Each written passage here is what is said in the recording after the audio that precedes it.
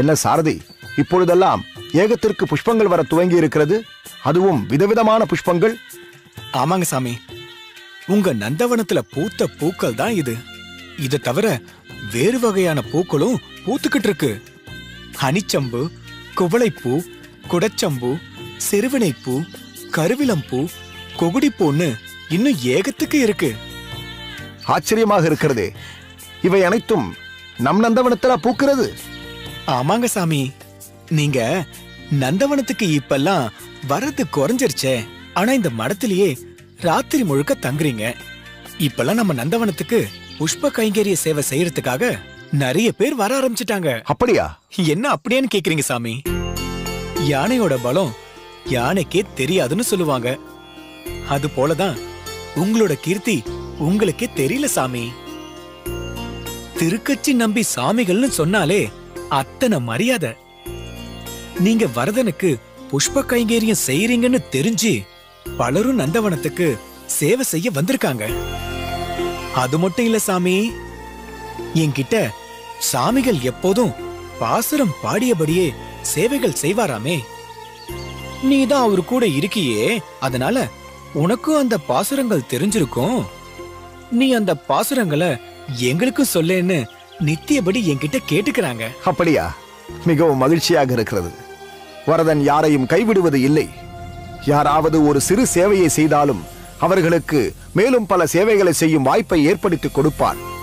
அடியேனிடம் பலர் கேட்பதுண்டு, நீங்கள் உங்கள் தாய் தந்தையரை விட்டு அனைத்தையும் துறந்து இங்கு கோயிலில் பகவானுக்கு கவரி வீசுவதையும் புஷ்பங்கள் தொடுப்பதையும் கைங்கரியமாக செய்து கொண்டிருக்கிறீர்களே, இதனால் உங்களுக்கு வரதன் என்ன கொடுப்பான் என்று கேட்பார்கள். இப்பொழுது செய்து கொண்டிருக்கும் சேவையை அதிகரித்து மேலும் சில சேவைகளை அடியேனுக்கு வரதன் கொடுப்பான் என்று சொல்லுவேன். பகவானுக்கு சேவை செய்யும் பலனே மேலும் பல சேவைகளை செய்ய வாய்ப்பு கிடைப்பதுதானே. வைகுண்டத்திற்கே சென்றாலும் சரி, அங்கும் பகவானுக்கு சேவைதானே செய்ய போகிறோம்.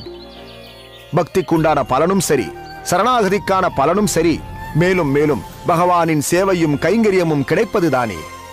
ஆனால் மக்கள் இதை புரிந்து கொள்ளாமல் பகவானிடம் என்னவெல்லாமோ வேண்டுகிறார்கள்.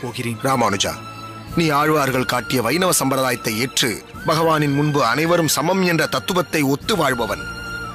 ஆனால் தஞ்சமாம்பாலோ அவளது மூதாதையர் காட்டிய வழியில் கர்மகாண்ட வழிகாட்டுதல் படி ஆச்சாரத்தை கைகொள்கிறாள். அவள் சிறு பெண். ஒரு நாள் அல்ல ஒரு நாள் நம் சம்பிரதாய தாத்பரியத்தை உள்ளது உள்ளபடி அவள் உணரும் பொழுது அனைத்தும் சரியாகிவிடப் போகிறது. நீ எதையும் மனதில் வைத்துக் கொள்ளாமல் உன் அடுத்த பணி எதுவோ அதை மட்டும் நினைத்து விட்டேன் சுவாமி. முடிவும் எடுத்து விட்டேன். அடியேன் இதுநாள் வரை தங்களை ஆசான் என்றும் சம்பிரதாய வழிகாட்டி என்றும் வாயளவில் தான் தெரிவித்திருக்கிறேன். அதுதான் மிகப்பெரிய தவறு. முறைப்படி தங்களை ஆசானாக ஆச்சாரியனாக ஏற்றுக்கொண்டு தங்களின் திருக்கரங்களால் பஞ்ச சம்ஸ்காரங்களையும் அடைய பெற்றிருந்தால் அனைத்தும் சரியாகி இருக்கும். சகதர்மிணி என்ற முறையில் அடியேன் அனுஷ்டிக்கும் தர்மத்தை தஞ்சாவும் கை கொண்டிருப்பாள். அதனால் தயவு செய்து இந்த அடியவனை தங்கள் சிஷ்யனாக ஏற்று தாங்களே அடியேனுக்கு பஞ்ச சம்ஸ்கார சமாஸ்ரயணத்தை செய்து வைக்க வேண்டும் சுவாமி. ராமானுஜா, நீ உணர்ந்துதான் பேசுகிறாயா? அது சாத்தியமே இல்லை. நீ இப்போது முன்வைத்த கோரிக்கையை அடியே நிறைவேற்றினால் சமுதாயம் அதை நிச்சயம் ஏற்காது. அனைவரின் கண்டனத்திற்கும் அடியேனும் சரி நீயும் சரி ஆட்பட வேண்டியிருக்கும். காலத்திற்கும் வீண் அபவாதத்திற்கும் நாம் ஆளாக வேண்டியிருக்கும். அப்படி ஒரு காரியத்தை அடியேன் செய்வதை நிச்சயம் அந்த வரதனும் விரும்ப மாட்டான்.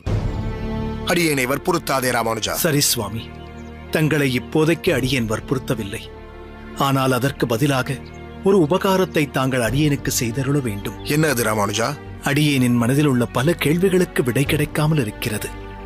அக்கேள்விகளை எம்பெருமான் வரதராஜனிடமே தாங்கள் கேட்டருளி எனக்கு விடையளிக்க வேண்டும். அவசியம் வரதனிடம் கேட்கிறேன் ராமானுஜா. சரி, உன் கோரிக்கைகள் என்னவென்று சொல். அதையும் வரதனிடம்தான் கேட்க வேண்டும் சுவாமி. அக்கேள்விக்கு தக்க பதில் அளிக்கப் போவதும் சாக்ஷாத் அந்த அத்திகிரி அருளாளர்தான். ஏன் சிரிக்கிறீர்கள் சுவாமி? ராமானுஜா, பொதுவாக வரதன் தான் அடியேனிடம் சில ஆக்ஞைகளை அளிப்பான். அடியேனும் அதை திறம்பட நிறைவேற்றுவேன். ஆனால் நீயோ கேள்விகளை வரதனிடமே கேட்டு அதற்கான பதில்களையும் அவனிடமிருந்தே பெற்று வரச் சொல்கிறாய். இது அடியேனுக்கு புதிதாக இருக்கிறது ராமானுஜா. இருப்பினும் வரதனின் திருவுளம் என்னவோ அதை யாரால் அறிய முடியும்? உன் விருப்பத்தை வரதனிடம் தெரிவிக்கிறேன், பிறகு அவனது விருப்பம். சரி சுவாமி, அடியேன் பிறகு வந்து உங்களை சந்திக்கிறேன். அடியேன்.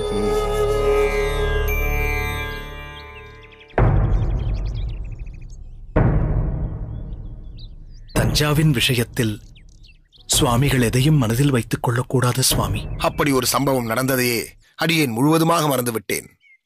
நீ குழப்பமடையாமல் தெளிவாக போ. சரி சுவாமி.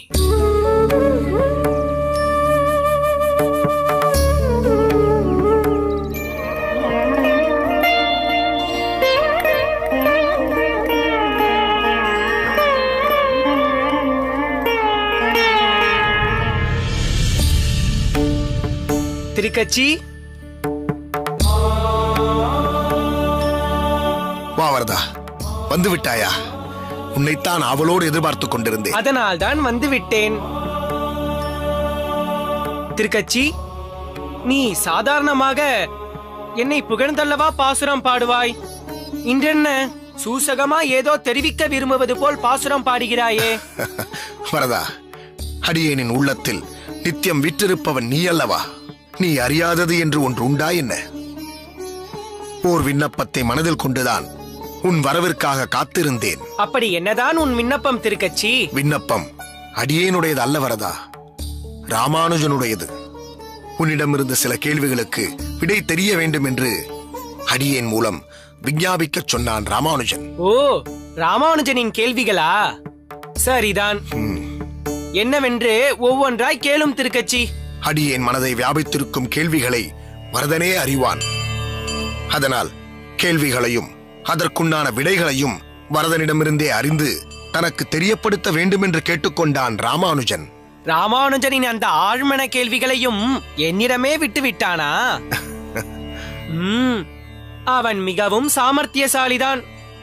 ஆனால் ஒன்று திருக்கச்சி, ராமானுஜன் இந்த கேள்விகளை கேட்பதால் அவனுக்கு பதில் தெரியாது என்ற அர்த்தம் எல்லாம் இல்லை. பிறகு ஏன் கேட்க வேண்டும்? வேதத்தின் நாயகனான நான் அந்த வேதத்தை சாந்தீபனி முனிவருக்கு மாணவனாக இருந்து அவரிடம் கற்கவில்லையா? இதுவும் அது போலத்தான். வரதா, ராமானுஜன் மூலம் ஏதோ ஒரு உயர்ந்த அர்த்தத்தை இவ்வுலகிற்கு நீ அளிக்கப் போகிறாய். அது மட்டும் அடியேனுக்கு நன்றாக புரிகிறது. அதற்கு அடியேனையும் ஒரு சிறு கருவியாக பயன்படுத்தப் போகிறாய். ராமானுஜனின் கேள்வியையும் அதன் பதிலையும் அடியேனிடம் எடுத்துச் சொல் வரதா. பரம்பொருள் யார்? இதுவே ராமானுஜனின் கேள்வி. அதற்கு என் பதில் அகமேவ பரம் தத்துவம், அதாவது நானே பரம்பொருள். நல்லது வரதா, அடியேன் ராமானுஜனிடம் உடனே பதிலை தெரிவித்து விடுகிறேன். பொறுத்திருக்கச்சி, நான் ஒரு கேள்விக்கு தான் பதில் அளித்திருக்கிறேன். ராமானுஜனின் மனதில் இருப்பது 6 கேள்விகள் ஆயிற்றே. மீதம் 5ற்கு உண்டான கேள்விகளுக்கு நான் பதிலளிக்க வேண்டாமா? வரதா, 6 கேள்விகளா? ஆம் நம்பி, மீதம் 5 கேள்விகளுக்கும் கிரமமாக விடை அளித்து விடுகிறேன். பிறகு இதனை ராமானுஜனிடம் தெரிவித்துவிடு. ராமானுஜனின் 2வது கேள்வி பரம்பொருள், அதாவது தத்துவத்திற்கு பேதம் இருக்கிறதா அல்லது ஒன்றா? அதற்கான பதில் தர்சனம் பேத ஏவச்ச, அதாவது தத்துவம் ஒன்றல்ல, பேதங்கள் இருக்கிறது. 3வது கேள்வி மோட்சத்திற்கான உபாயம் என்ன?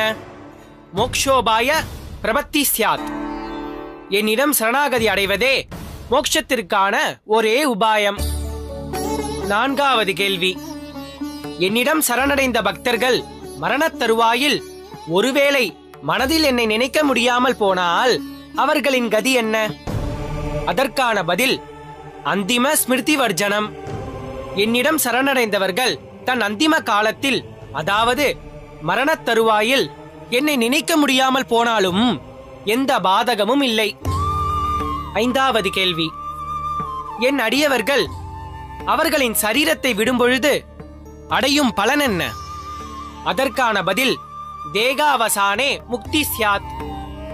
என் அடியவர்கள் இந்த சரீரத்தை விடும்பொழுது மீண்டும் இந்த பூமியில் பிறக்காமல் வைகுண்ட பிராப்தி என்னும் மோட்ச சாம்ராஜ்யத்தை வந்தடைவார்கள் என்று நான் உறுதியளிக்கிறேன்.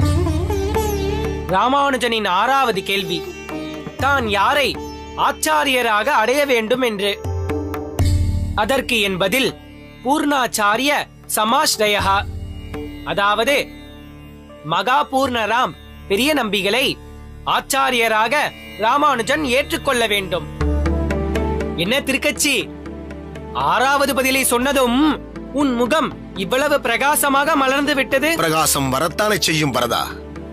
இத்தனை காலங்களாக அடியேனையே ஆச்சாரியனாக இருக்கச் சொல்லி பலவாறு வற்புறுத்திக் கொண்டிருந்தான் ராமானுஜன். தற்போது உன் திருவாக்கால் பெரிய நம்பிகளே அவனது ஆச்சாரியன் என்று நீ திருவாய் மலர்ந்து விட்டதால் இந்த தர்ம சங்கடத்திலிருந்து அடியேன் விடுபட்டேன் வரதா.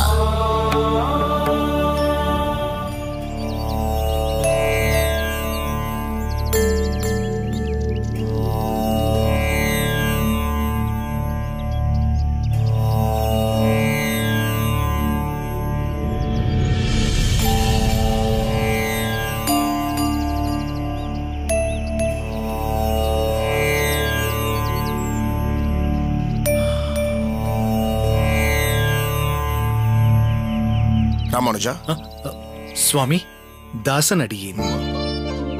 நீ எப்போது வந்தாய் ராமானுஜா? ஏன் இங்கேயே நின்று கொண்டிருக்கிறாய்? சற்று நேரம் முன்புதான் வந்தேன் சுவாமி. தங்கள் அனுஷ்டானங்களுக்கு இடையூறு செய்ய வேண்டாம் என்றுதான் மடத்திற்கு வராமல் இங்கேயே காத்துக் கொண்டிருந்தேன். அடியேனின் கோரிக்கையை தாங்கள் வரதனின் திருப்பாதத்தில் வைத்தீர்களா சுவாமி? அதற்கு வரதன் என்ன திருவாய் மலர்ந்தார் என்பதை நினைத்து நேற்றிரவு அடியேனுக்கு உறக்கமே வரவில்லை சுவாமி. வரதன் அளித்த பதில்களை தங்கள் மூலம் அறிந்து கொண்டால் அடியேன் மிகவும் தன்யனாவேன் சுவாமி. சுவாமி, வரதனிடம் நேற்று இரவு சம்பாஷிக்க முடிந்ததா? வரதன் அடியேனின் சந்தேகங்களுக்கு விடை கொடுத்து விட்டாரா? அவை அடியேனுக்கு அனுகூலமாக இருக்கிறதா? உன் மனதில் எழுந்த கேள்விகளின் மூலம் அடியேனுக்கும் ஒரு அனுகூலமான பதிலை வரதன் அருளி இருக்கிறான். வரதன் உன் 6 சந்தேகங்களுக்கும் விளக்கம் அளித்து விட்டான்.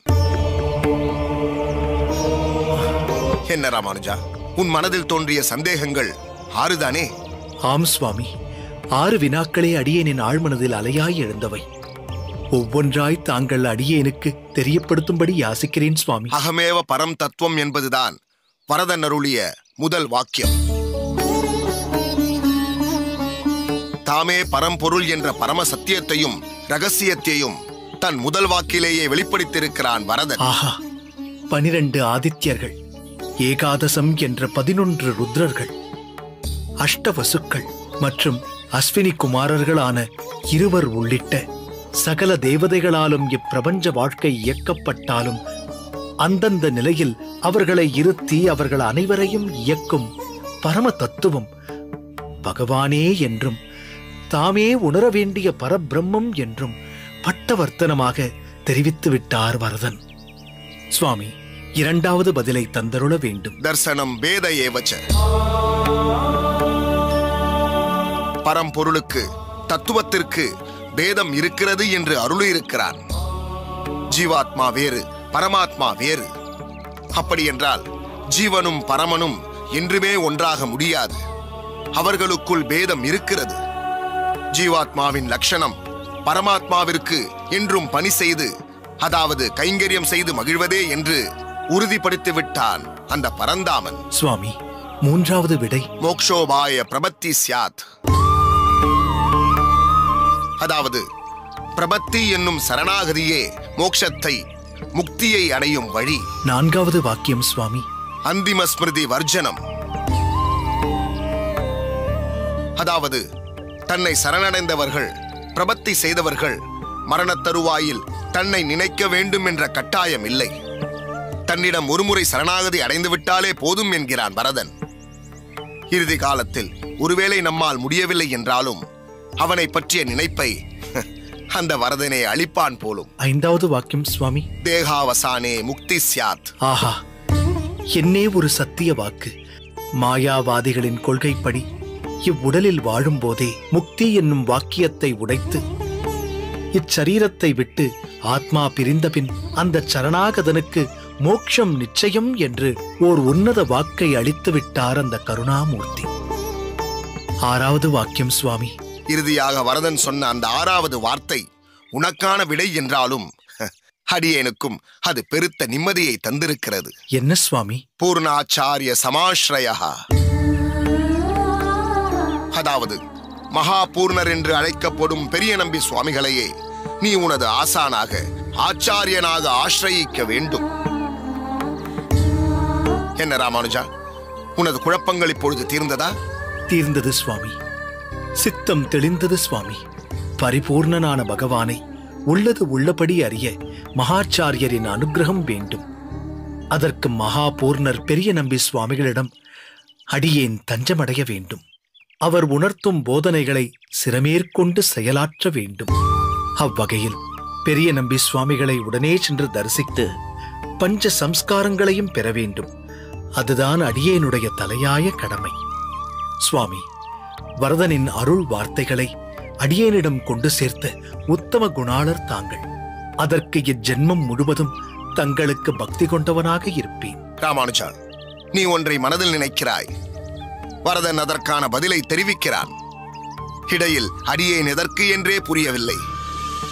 இருப்பினும் உங்கள் இருவரின் இந்த உன்னதமான உறவில், சம்பாஷணையில் அடியேனுக்கும் ஒரு பங்கு கிடைத்திருப்பதில் அடியேனுக்கு பெரிதும் மகிழ்ச்சி. வரதன் உனக்களித்த இந்த உயர்ந்த தத்துவத்தை உலகத்தார் அனைவருக்கும் நீ வாரி வழங்க வேண்டும். உன் மூலம் இந்த சமுதாயத்திற்கு மிகப்பெரிய விடிவு ஒன்று கிடைக்க வேண்டும். அதுவே இந்த அடியவனின் அபிலாஷை. தங்கள் வாக்கை மெய்யாக்க பாடுபடுவேன் சுவாமி.